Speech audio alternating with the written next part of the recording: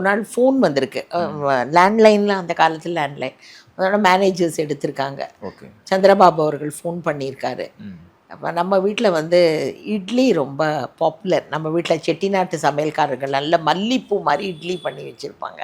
So அதனால் இங்கே வரவங்க எல்லாருக்குமே அந்த இட்லி ரொம்ப பிடிக்கும். சொல்கிறப்ப எனக்கே வாய் வருது. நீ மல்லிப்பூ மாதிரி அப்படி அவ்வளோ மிருதுவாக அவ்வளோ நல்லாயிருக்கும். அதில் அவர் சந்திரபாபு ஃபோன் பண்ணி சொல்லியிருக்காரு. அதே போல் மீன் குழம்பும் இங்கே நல்லா அந்த மண் சட்டியில் வைப்பாங்க. அது நம்ம ஊரில் இருந்தே வரவங்க செட்டிநாட்டிலேருந்தே வர சமையல்காரங்க 2 பேர் இருப்பாங்க. அவங்களுக்கு வேறு 2 அசிஸ்டண்ட்டு எல்லாம் அரைச்சி பண்ணுறது. அம்மியில் அரைச்சி தான் அந்த மசாலாவை குழம்புல கூட்டுவாங்க. ஸோ அப்போ வந்து இது மாதிரி சந்திரபாபு சொன்னால் எனக்கு இட்லியும் மீன் குழம்பு வேணும் அப்படின்னு.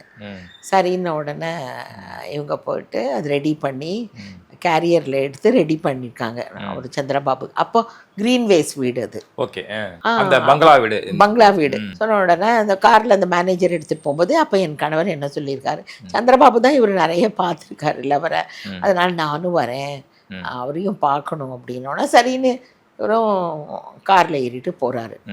அங்கே போனால் அந்த வீட்டில் கதவை பெல் அடிக்கிறாங்க, யாருமே திறக்கலை. உள்ளெல்லாம் தள்ளுறாங்க, கதவு திறந்துடுச்சு. திறந்து பார்த்தா உள்ளே யாருமே எல்லாம் அப்படியே போட்டாப்புல இருக்கான். எங்கேயுமே காணுமா. உடனே இந்த மேனேஜர் சொல்றாங்க, ஆமா அப்படியே அமைதியா இருக்கு, ஒண்ணுமே ஒரு நடமாட்டமும் இல்லை, யாருமே இல்லை, யார் வேணாலும் வரல, யார் வேணாலும் போற மாதிரி இருந்த ரேஞ்சில் அந்த வீடு இருந்திருக்கு.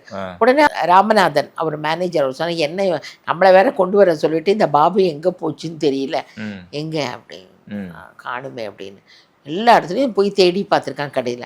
சரின்னு சொல்லிட்டு அந்த பாத்ரூம் கடைசியாக பாத்ரூம் அந்த பாத்ரூமை தள்ளியிருக்காங்க. தள்ளி பார்த்தா பாபு வந்து அந்த பாத்ரூம் இருக்கு பாருங்க, அந்த குழாயை திறந்துட்டு டைரெக்டாக தண்ணி குடிச்சிட்டு இருக்காங்க கீழே உட்காந்து. பாபு வாங்க நாங்கள் வந்திருக்கோம் அப்படின்னு சொல்லிட்டு கூப்பிட்டு வந்திருக்காங்க. அவரை வெளியே கூட்டிகிட்டு வந்து சாப்பிடுங்க அப்படின்னு சொல்லியிருக்காங்க. அப்புறம் அவர் சாப்பிட்டாருன்னு சொல்லிட்டு, அதாவது என்னன்னா எப்பேற்பட்ட ஒரு நடிகர் தன்னுடைய வாழ்க்கையை வந்து அவர் சரியாக பிளான் பண்ணிக்கல.